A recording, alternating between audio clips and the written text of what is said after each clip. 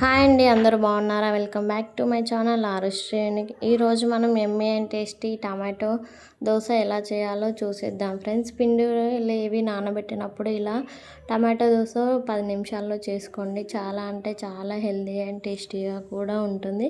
ఇప్పుడు మనం ప్రాసెస్లోకి వెళ్ళిపోదాం. ముందుగా ఒక 2 టమాటాలు తీసుకొని అయితే మీడియం సైజులో కట్ చేసుకొని మిక్సీలో వేసుకోవాలి. అందులోకి ఒక ఆనియన్ కూడా కట్ చేసుకొని వేసుకోవాలి. నెక్స్ట్ 3-4 వెల్లుల్లి రెబ్బలు వేసుకోవాలి. నెక్స్ట్ అందులోకి 1 కప్పు వరకు బియ్యం పిండి, అలాగే 1 కప్పు వరకు శనగపిండి కూడా వేసుకోవాలి. ఇక్కడ మనకి అన్ని శనగపిండి, బియ్యం పిండి, గోధుమ పిండి, టమాటో అన్నిటితో చాలా బాగుంటుంది. 1 కప్పు వరకు అయితే గోధుమ పిండి కూడా వేసుకొని అందులోకి 1 కప్పు వరకు పెరుగు కూడా వేసుకోవాలి. పెరుగు వేయడం వల్ల మనకి దోశ కొంచెం పులిసిన ఫ్లేవర్ వస్తుంది, బాగుంటుంది. నెక్స్ట్ అందులోకి ఒక 1 టేబుల్ స్పూన్ వరకు సాల్ట్ వేసుకొని సరిపడా వాటర్ వేసుకొని మంచిగా పేస్ట్గా పట్టుకోవాలి. అంతా పర్ఫెక్ట్గా కలిసేలాగా మిక్సీ పట్టుకోవాలి. నెక్స్ట్ ఈ బ్యాటర్ మొత్తాన్ని ఒక బౌల్లోకి వేసుకోవాలి. మీకు పిండి కొంచెం థిక్గా అనిపిస్తే కొంచెం వాటర్ వేసుకోండి, లేకపోతే అలానే వేసుకోండి. చూడండి, మనకైతే కన్సిస్టెన్సీ ఈ విధంగా ఉండాలి.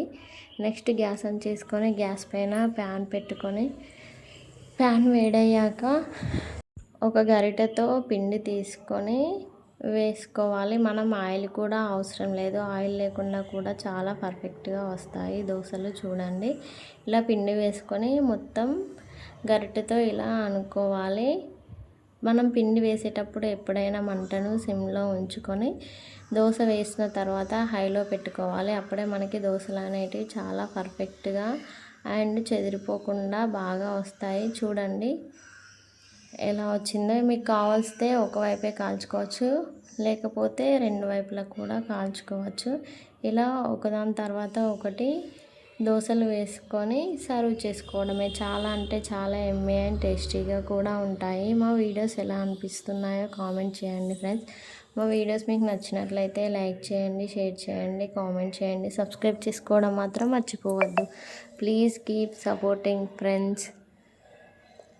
చూడండి, ఇలా ఒకదాని తర్వాత ఒకటి దోశలు వేసుకొని తీసి తినేయడమే. చాలా అంటే చాలా టేస్టీగా ఉంటాయి. మీరు కూడా ఒకసారి ట్రై చేసి ఎలా వచ్చిందో మాకు కామెంట్ చేయండి ఫ్రెండ్స్.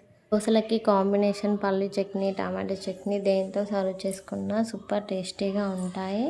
ఇలా అన్నింటిని వేసుకొని ఒక బౌల్లో వేసుకొని సర్వ్ చేసుకోవాలి. అంతే అండి, టేస్టీగా ఉంటాయి.